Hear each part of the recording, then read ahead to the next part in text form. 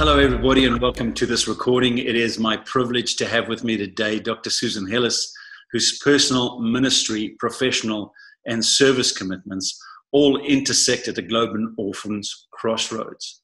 Personally, she's an adoptive mother of 11 children. She and her husband Brian now have 10 grandchildren. We love their family. We appreciate having them as a part of our church here at Northlands for the past 20 years. Ministry-wise, Susan serves as the Senior Technical Advisor for the World Without Orphans Global Executive Team. And her aim there is primarily that the world's best evidence guides the programs and priorities of WWO. Professionally, Dr. Hillis serves as a Senior Technical Advisor for the Global Health at the CDC. Susan's research spans domestic and global regions and has led her to publishing over 130 peer-reviewed publications in high-impact medical journals, including The Lancet, where she recently published a paper on parenting in the time of COVID-19.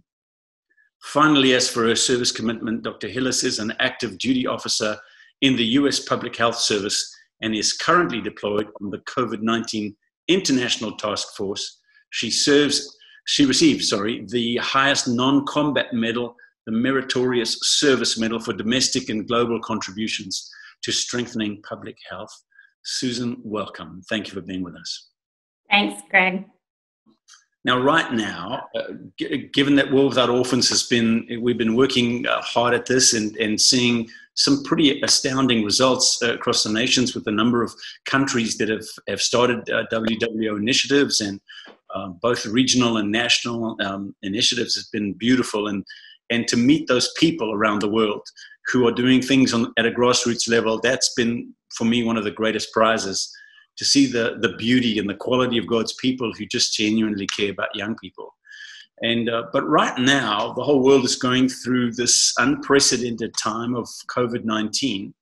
Can you tell us a little bit about, just because I know that you know some of these statistics on a global level, how is COVID-19 and this crisis impacting children?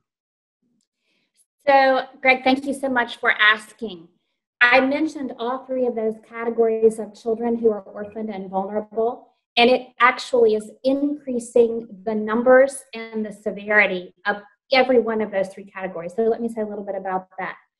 Because of the worldwide tendencies toward decreasing the size, the numbers of people who can gather in one place, we certainly know it's affected our churches, but we also know it's affected schools because schools have closed in the United States.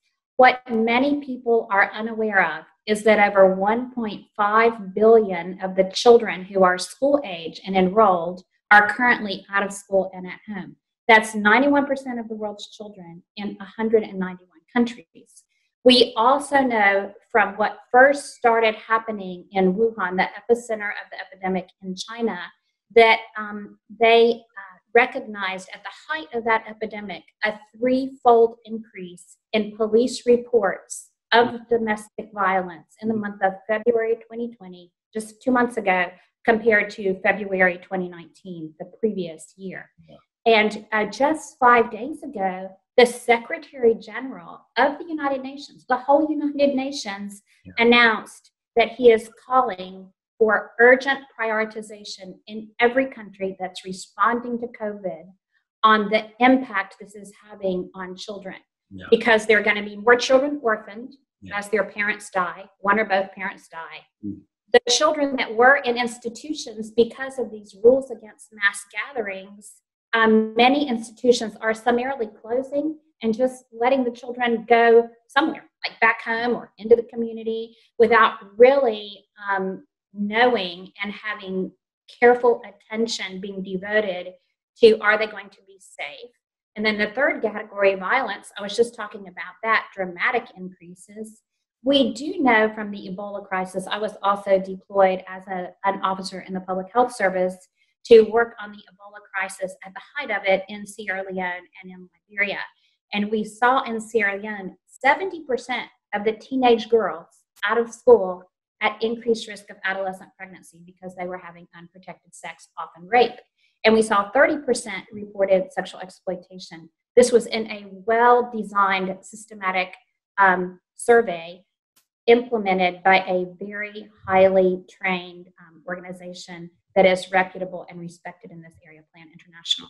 So we are very concerned about the impact that this can have on children. Yeah. Not only are, I think, we in WWO concerned about it, but for the Secretary General of the United Nations to have a speech on it on April 5th that anybody can clearly access online. He is very concerned. And in fact, he mentions all three of those categories that we are dealing with. Well, you know, it's shocking to me. That's one of the things that when you first mentioned that really got into my heart, because I suddenly realized for a lot of people, this is a you know, everybody's coming into the home, and there's a lot of positive aspects to that. Families can spend time together, but the downside of that is that if they don't have healthy family dynamics, if there is a pattern of violence or addiction, the children are probably the ones that get the really rough end of this, and so that was a big concern for us. You know, we suddenly realized, you know, for those of us who care about children and who've been working in this field to try and help in these three categories, suddenly we realized there's a crisis right now. Somebody just turned on a pressure cooker in millions of homes, and children are exceptionally vulnerable right at this stage. And so, can you then just outline, given that that's the reality we're facing? Can you just outline a little bit about what WWO has done, just in a very quick kind of response to we need to do something right now to help those children? Sure, I'd be happy to. So we do have 6 regions of the world that we have prioritized. Every world region, really, we are working with. And in each of those world regions, we have 2 to 3 regional ambassadors. We have very quickly been able to implement Zoom technology interactions with them in a way that we had not before. So we are involved in weekly prayer meetings and discussions with them, and even training with them about how we can best serve them in the situations in which they find themselves. So it's fascinating, some of the things that we're learning. So I'll give you 3 examples.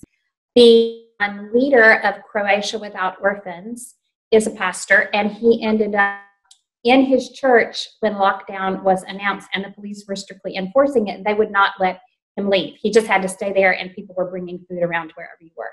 So he was in the church 6 days at one of our first meetings, but he was able to have his, Skype call, Zoom call, and they had just had a 6.4 earthquake on the Richter scale in Zagreb, additionally. And so this pastor, who's locked out away from his family in the middle of an earthquake, says to us, "The one who has hope shall lead." And we, of all people, are carrying hope. So if I had to say what is happening, we're seeing that our World Without Orphans regional ambassadors are increasing the ones in the nation, like Croatia, but those in the nation are increasing all the other ambassadors and the other national leaders. Because we have the WWO roadmap, which is right here, which is the world's best available evidence and practices to address 4 priorities, and they're shown here in this beautiful flower icon. But the 4 priorities are living refreshed, keeping our own walks with the Lord vibrant and real and daily, hearing his voice, seeing what Jesus is doing, loving the way Jesus is loving, living refreshed. Number 2, collaborating broadly across governments and businesses and donors and churches and other faiths. Number 3, really emphasizing effective approaches to intervening to help children who, like all the ones that have just been released from the orphanage. And number 4, really catalyzing and expanding our efforts towards prevention of violence. So those 4 priorities are ones that we are addressing in these weekly calls that we're having with the regional ambassadors. And just as an example, another example besides the Croatian one, we have been able, through my co-authoring that paper in the Lancet that you mentioned, we have taken the world's most effective parenting program in the world, the only one recommended by the World Health Organization that is the same one in our roadmap, and our global experts between World Health Organization, UNICEF, CDC, and others. We have taken that and we have condensed it into 6 one-page parenting tips Beautiful. that are interactive and help parents know this is how you can parent your child well. This is how you can get relief from your own stress. This is what you can do if you feel angry or like you're losing control. This is what you can tell your children about COVID-19, for example. So we are able to take those, and our WWO leaders translated half of the ones that have been translated into about 50 languages. And so now WWO is the only international organization that has been given permission to put the WWO logo on the upper right-hand corner of it on the same, graphic that is created by UNICEF, WHO, and CDC. So it's just phenomenal. And so the resources that we have and the training that people like me and others can provide for them are unparalleled and specific to COVID-19. And because we've been able to pull them in the translation, they became very familiar with the content, and they're using it in their own families. And so, for example, I just got news from the Christian leader in Sri Lanka. By the way, Sri Lanka is a Buddhist country, 70% Buddhist. The government is asking the Christian leaders of Sri Lanka without orphans, we need you to help us respond to this coronavirus crisis in distributing food, helping people avoid mass gatherings, helping them stay safe and social distance. But we also need you to help us deal with the violence. And they said, oh, perfect. We have exactly what the World Health Organization and CDC recommend. We've already translated into Tamil and Sinhalese, the two languages in the country. And we know a lot of the country doesn't have internet, but we have churches throughout every one of the 9 regions of the country. We will distribute it with the food in the food packets and print it. So that's just an example there. Zimbabwe. I'm just getting an email over the weekend from our World Without Orphans leader in Zimbabwe. Susan, Zimbabwe, the economy was falling apart before coronavirus. We were having high levels of food insecurity. The food insecurity is worsened. We are beginning to distribute food in collaboration with the government, but the violence is off the charts. We are wanting to go ahead and take these. Can you tell us if they're in Shona, which is the main language we need? And they are. They're in Shona, the main language they need. So it's just an example of how suddenly all of the people that had been leading in World Without Orphans and the World Without Orphans at the national level are being sought after by their governments. And they need increased resources, increased training, but they also need shepherding and mentoring, because it is a war they are in, I think, more than even it is a war that we are in. Yeah. I mean, I think since the forum last year in October, where we had 500 global leaders come together to address some of our cares and concerns, and we introduced this roadmap and with the 4 specific initiatives, but the broad-scale collaboration is one of the things that we're passionate about, because we have to do this. If we're going to have a world without orphans, we have to collaborate across many spheres and specters. And then the intervention, when we see children we need to intervene, then the moment you involve yourself with intervention for a little while, you realize, what would it be like? We should invest further upstream. We should prevent this before it happens. And so prevention becomes a big deal.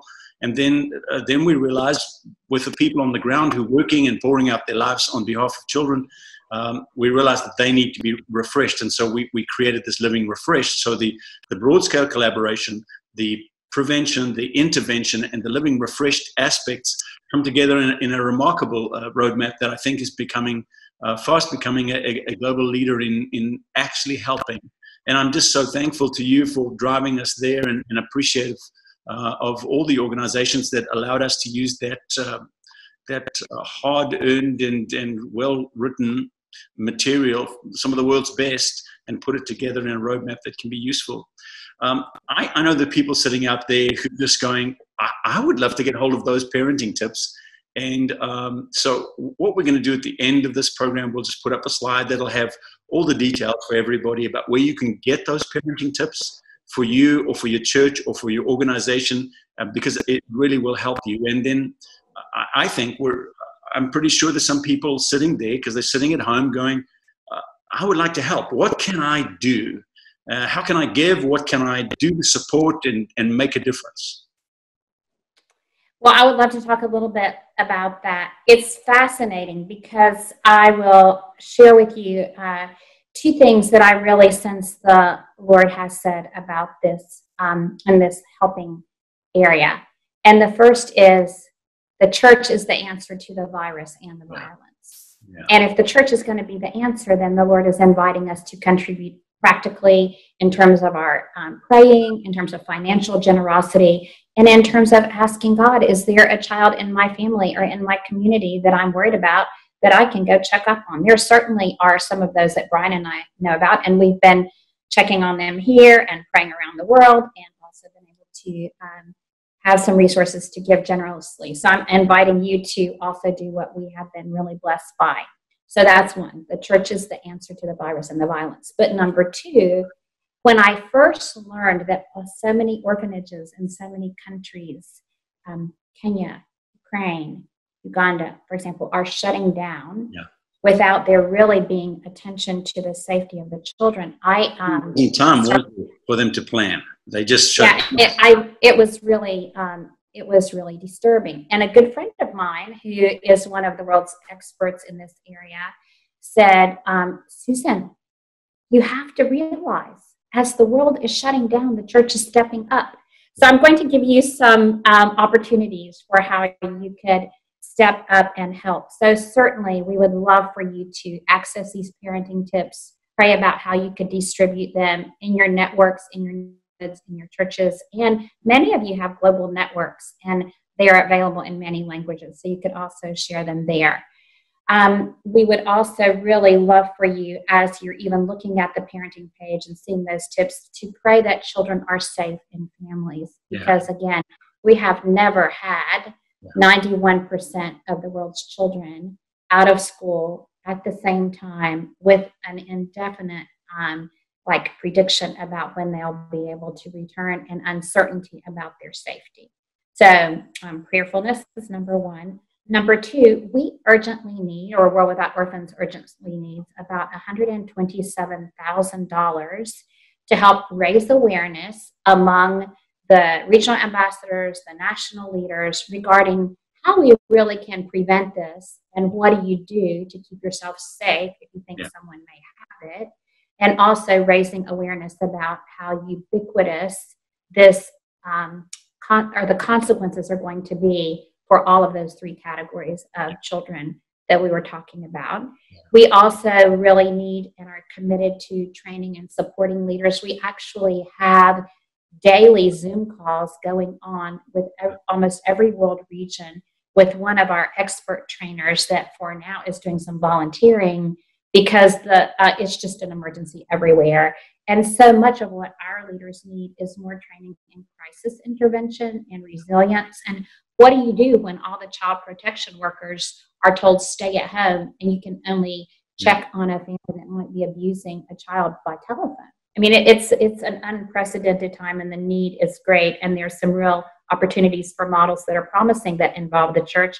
But then the final thing we want to do is fully build out an interactive portion of the WWO website that would promote best practices. But, everyone is really inundated with all these web resources. So we don't want only the resources, but we want the resources connected with coaches who can interact with the people who need them and are using them to help them feel supported and help them implement them effectively for the benefit of children. So at the end of this, we're going to put up a slide that has the details of where people can access the resources. There'll be an opportunity to, if you would like to make a contribution, which is going to go directly to the children and around the world.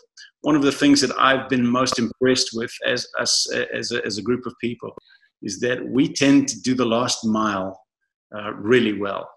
The people on the ground, the people making a difference.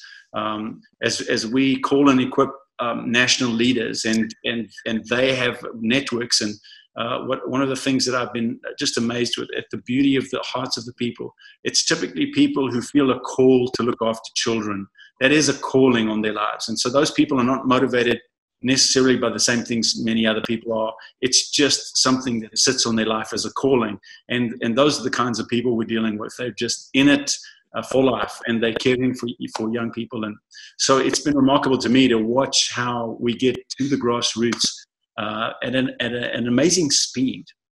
And so I'm just really grateful to you. Susan, thank you so much for this time. Thank you for being with us. We deeply appreciate you, and we're trusting God that WWO can take off and that we raise this money pretty soon. And we're asking everybody then, thirdly, to join us in prayer for children the world over. Make a difference to a child in your life. Reach out to them, love them, pray for them, do what you can. Because if we can prevent more violence against children, what a better place this world would be. And we're trusting for a brighter future than the one we were handed. Susan, I appreciate your time. Thank you for being with us. God bless you.